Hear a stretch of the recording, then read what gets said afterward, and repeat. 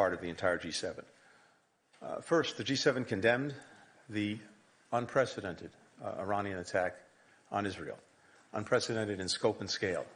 Scope because it was a direct attack on Israel from Iran, scale because it involved more than 300 munitions, including ballistic missiles.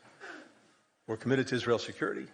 We're also committed to de-escalating, to trying to bring this tension to a close.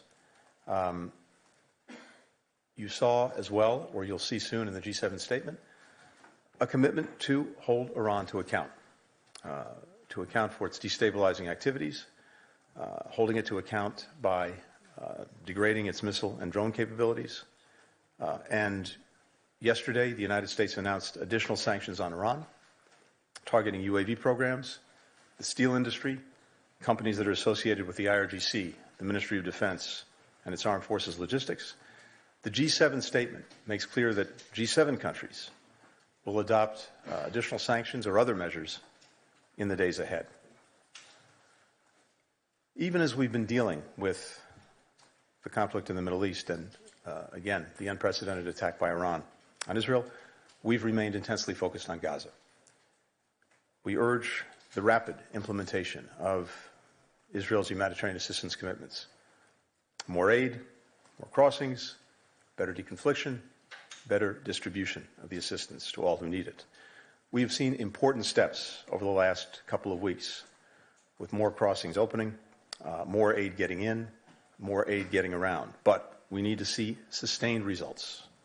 And we need, in particular, to make sure that there is distribution throughout Gaza. We also focused on the imperative of getting to a ceasefire with the release of hostages. Such a ceasefire would facilitate the dramatic expansion in humanitarian assistance. It would also let Gazans return to the north, those who've been displaced from the north. The only thing standing between the Gazan people and a ceasefire is Hamas. It's rejected generous proposals from Israel.